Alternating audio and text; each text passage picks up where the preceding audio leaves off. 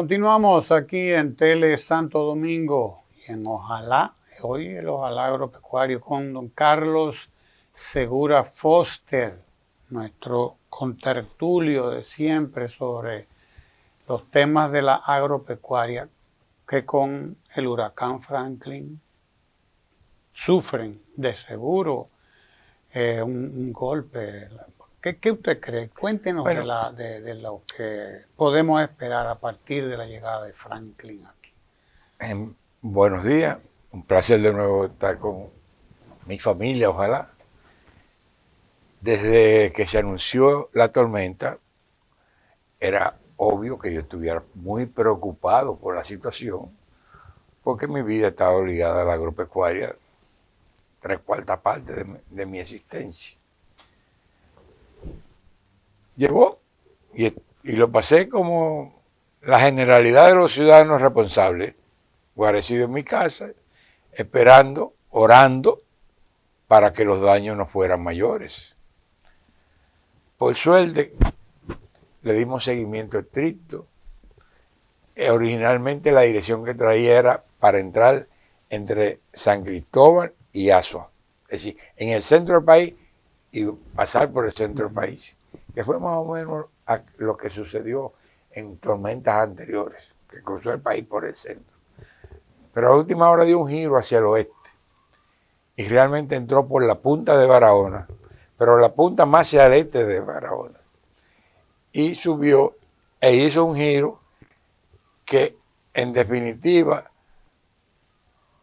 la lógica decía que debió llegar a Montecristi y no llegó a Montecristi, sino que pasó a la derecha por Puerto Plata, por ahí.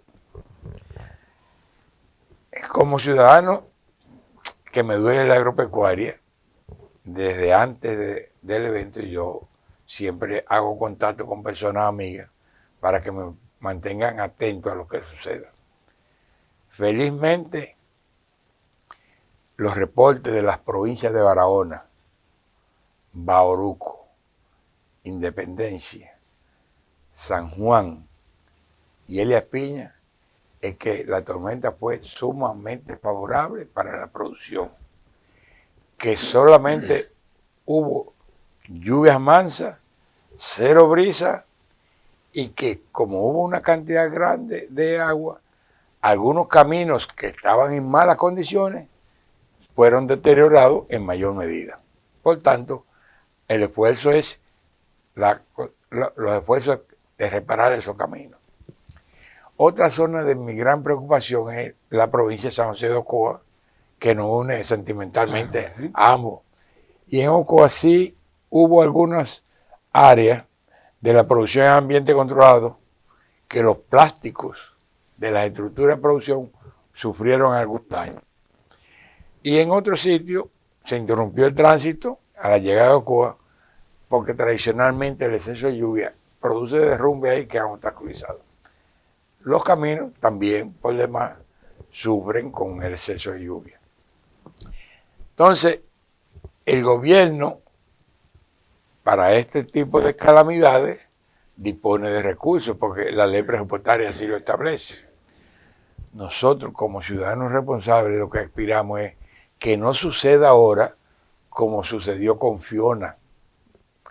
Que en Fiona más de la mitad de las ayudas llegaron a gente que no tiene nada que ver con la agropecuaria. Que ahora lleguen a los sectores que realmente lo necesitan, fundamentalmente los que sufrieron daños directos y los que fueron afectados por los caminos. Gracias a Dios, en gran medida, las oraciones fueron escuchadas por nuestro Dios y la tormenta Franklin no pasó a mayores. Ya se alejó, nos dejó agua, que como decía... El agua paga. El agua paga su daño. El agua bendita nos beneficia.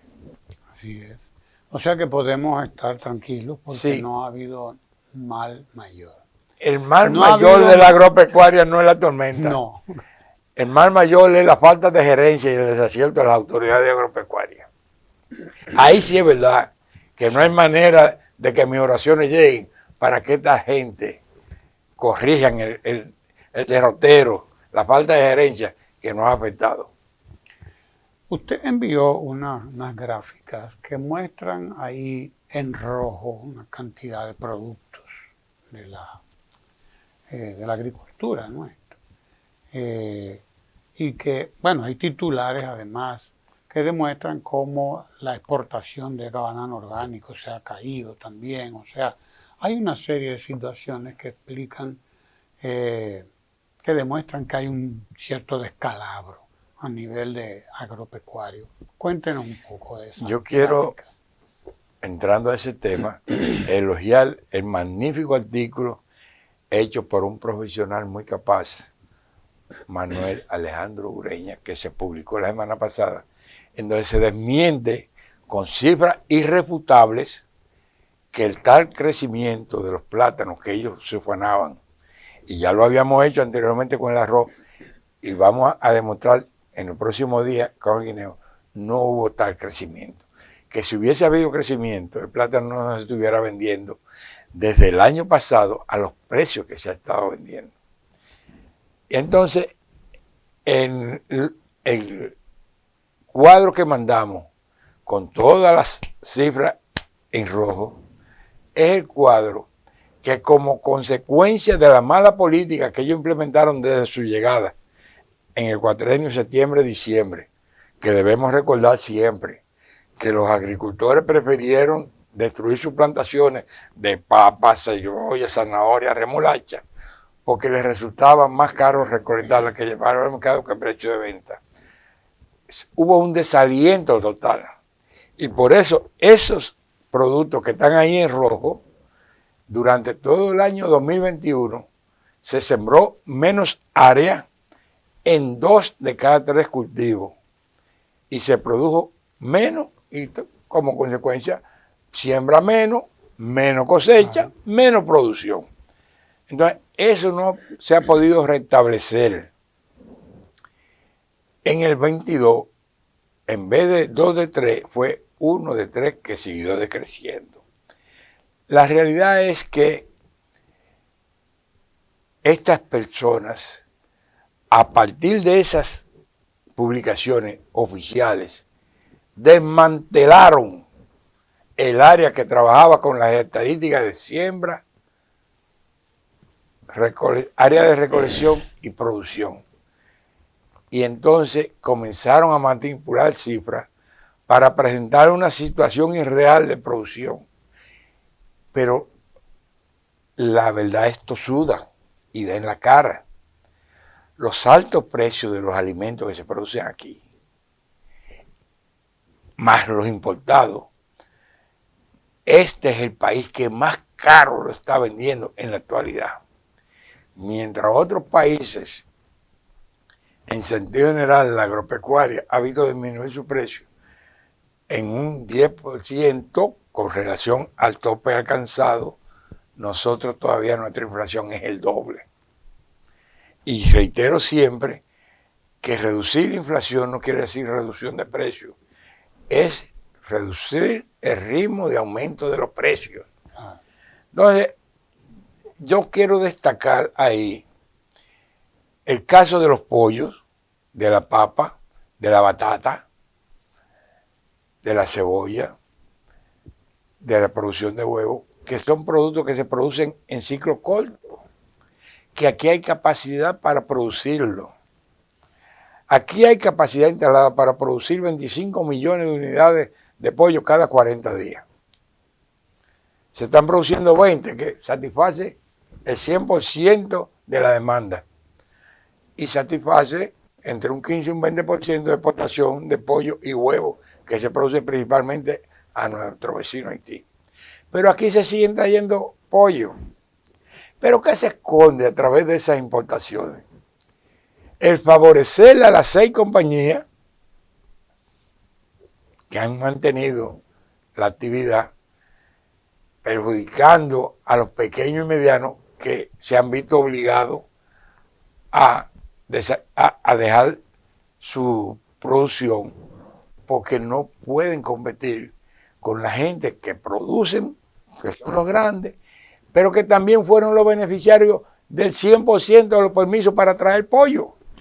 Entonces, lo que más se parece a un pollo de producción nacional es un pollo importado. Entonces, mientras los grandes podían rejugar con el precio entre pollo, producción nacional y pollo importado, el pequeño y mediano no podía hacer.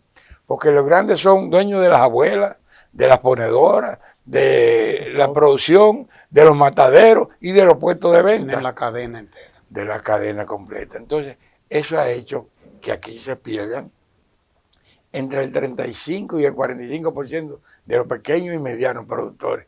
Y esta es la desgracia que estamos viviendo. Eso es mucho. ¿De cuánto estamos hablando? ¿Cuántas empresas? La agricultura dependía, vamos a decir, de 350 productores. Pero esos 6 grandes producen entre el 75% y el 80%, tanto de pollo como de huevo. El otro 25% era entre 300 y pico de gente que no resistieron la crisis. No han resistido la falta de amor, de aprecio, de cariño de este gobierno hacia ellos. Porque innecesariamente aquí se importan cosas que se pueden producir aquí. Por el simple hecho de que ellos han privilegiado las importaciones a la producción nacional. Y por eso nuestro pueblo hoy consume los precios más caros de todo el continente. Y por eso hoy nuestro país acusa el menor crecimiento de todo el área cuando nosotros éramos los primeros, siempre. Porque simple y llanamente usted no puede depender de otro, usted tiene que poner en actividad a su fuerza productiva. Aquí no se han podido restablecer los puestos de trabajo que habían en la agropecuaria en el año 2019. Y por eso el banano hemos bajado en la exportación. Nuestro banano inorgánico, orgánico, era premium, era el más deseado en el mundo. Sin embargo, nosotros dejamos caer esa producción y esa exportación. Un mercado que tenía un precio premium por demás. Entonces, inventan cifras para hacer figurar aumento de producción que no es real, que entonces se le cae, porque si la producción de plátano y guineo hubiese aumentado, como ellos dicen, el plátano no estuviese vendiéndose entre 25 y 35 pesos y el guineo entre 8 y 15 pesos. Tan sencillo como eso, porque los precios los fija la oferta y la demanda. Y si no ha aumentado la oferta, es la razón fundamental por la cual han aumentado los precios. ¿Cuál es la situación entonces con el maíz que se va a sembrar en Guyana y se va a traer para acá y el negocio? ¿Quiénes tienen el negocio ahí? ¿Y le conviene eso a la República Dominicana? Bueno, de entrada, lo que están en los planes son los mismos productores de pollo, huevo y cerdo, que son los 6 grandes que acaparan la actividad agropecuaria aquí, que son importadores por demás. Y entonces, lo que no nos explicamos es cómo ellos, según dice el de allá, yo no sé a quién creerle, porque el presidente dijo que el gobierno iba a alquilar terreno en Guyana para que el Ministerio de Agricultura produjera maíz en un 50% de las necesidades del país. Eso fue lo que dijo. Eso fue lo que dijo el presidente. El presidente hay que creerle. Que iba a alquilar allá. Pero el presidente se consiguió un escudero que lo ha desmentido y le ha dicho, usted habló disparate. La verdad es que entonces ese señor lo que ha hecho es un arroz con mango diciendo cosas que son irreales. Primero, él insiste en mantener la tesis de que nuestros productores de maíz producen entre 3 y 6 quintales por tarea, y eso es falso. Nosotros entre el 15 y el 20 hicimos pruebas de producción con semilla híbrido, genéticamente mejorada, y el promedio se mantuvo entre 8 y 12, un promedio 12, porque hubo productores que llegaron a 15 quintales por tarea. Y nosotros le decimos a ese señor que está hablando tanto, que él elogió mucho al gobierno anterior cuando él era ministro de Agricultura, y en ocasión de la inauguración de la fábrica de secar y de granos, allá en San Juan de la Maguana, que él estaba muy identificado con la siembra y producción de maíz aquí, y que eso no llegó a feliz término porque los productores, esos que ahora quieren ir a Guyana, plantearon que no podían comprar el maíz de aquí porque el precio les resultaba más caro que el precio de bolsa.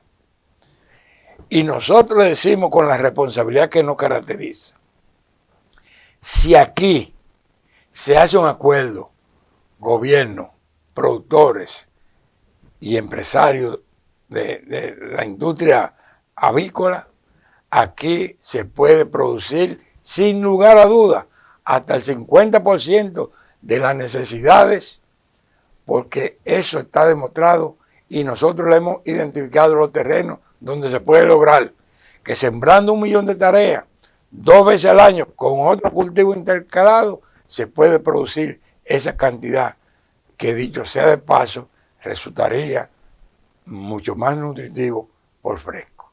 Y nosotros, ahí están 11 provincias que le ha identificado Winton Marte con mucha brillantez, pero no, una cuestión tan sencilla como la siguiente.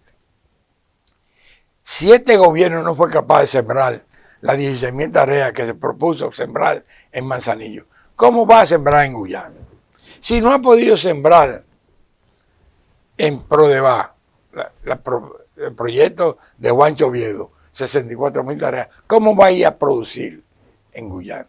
Entonces nosotros decimos, en esos 2 proyectos hay capacidad de 100.000 tareas. En San Juan, cerca de 200.000 tareas. En las provincias en torno al lago, alrededor de 100.000 tareas. En el este, otro tanto. Solamente hay un productor grande, que él solo siembra 4.000 tareas. Lo mismo en la sabana de Puerto Plata. Y entonces, otra situación que yo le digo a ese escudero, defensor de lo indefendible del gobierno, que cómo es posible que habiendo empresarios brasileños aquí que han decidido la materia prima para producir su bebida, que es la cerveza, han optado por sembrar el maíz aquí, siendo ellos brasileños, vecinos de Guyana, ¿cómo ellos prefieren sembrar aquí y no en Guyana? Exacto. Pero además, Carlos, hay algo a tomar en cuenta. La presa de Monte Grande va a integrar a la producción 400.000 tareas más. Si es que quieren más tareas. De zonas que realmente están ahí disponibles para el país. Y nada más hay que poner de ejemplo el proyecto del Espartillar. Es un proyecto modelo produciendo maíz híbrido con alto rendimiento. Eso es en Duvergé. Que acaban de entregarle ya la otra parte al consorcio azucarero. Para producir plátano. Producir plátano. Entonces, nosotros queremos decir, óigame, y yo quiero repetirlo porque estoy refiriendo a un entrañable amigo que yo le tengo mucho aprecio y un profesional muy capaz y siempre preocupado por el bienestar de los productores, que ha citado que de aquí han hecho inversiones en otros países. Y sí, y de otros países han hecho inversiones aquí. Pero son empresarios privados que desde aquí fueron productores de aguacate a asociarse con productores de aguacate de México para aprovechar la ventaja del acuerdo comercial de Norteamérica. O que fueron a Sudamérica hace algunos de ellos 4 generaciones y se han instalado allí. Y que la alianza entre empresarios de un país y otro es algo lícito, necesario y conveniente para la comercialización. Pero que no fue eso lo que dijo el presidente. El presidente lo que dijo es que tenía un plan de producir en Guyana el 50% del maíz que se necesita en nuestro país y que para eso iba a encargar al Ministerio de Agricultura. Por tanto, ese señor que antes dependía producir el maíz aquí y ahora se desdice a sí mismo, debe dejar de estar repitiendo tantas falsedades, porque aquí no se mantiene la productividad en 3 quintales por tarea. Esa etapa fue superada con pruebas que él encontró que se habían iniciado en el gobierno de Danilo y que él continuó y que él elogió. Pero él es capaz de haber elogiado antes y de decirse ahora, para hacer el papel de escudero, de escudar una decisión que se habían denunciado y que resulta no conveniente y más que menos conveniente, una verdadera aventura, porque si no han sido capaces de sembrar los terrenos de nuestro país, que están ociosos están en nuestro terreno. El campo está viviendo las penurias más graves de toda la historia. ¿Cómo van a ser capaces de producir lo que necesitamos en Guyana?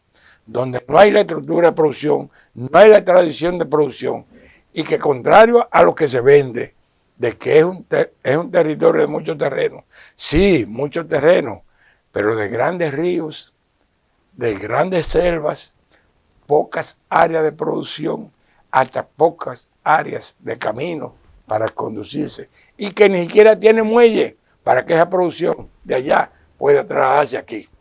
Por lo menos es de los aciertos que dijo el profesional que estoy citando, que le aprecio mucho, para echar hacia adelante un proyecto de esa naturaleza.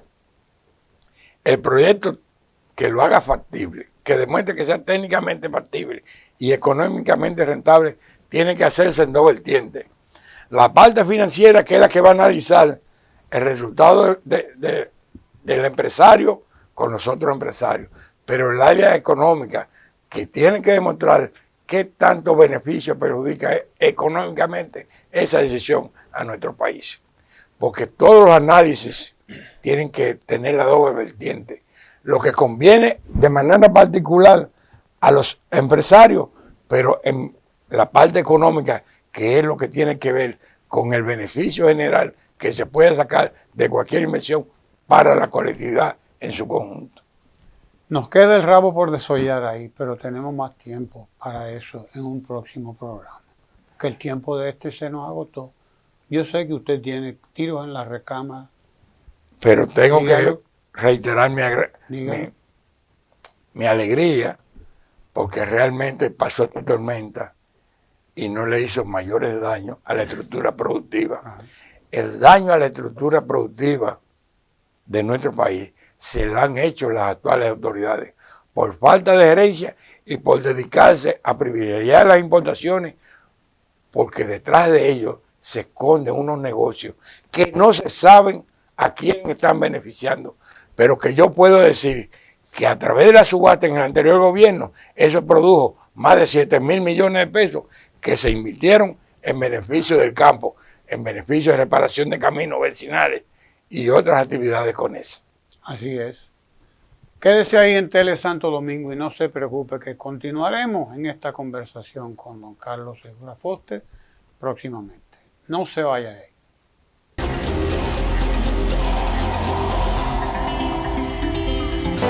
Tele Santo Domingo, televisión desde el centro del Caribe.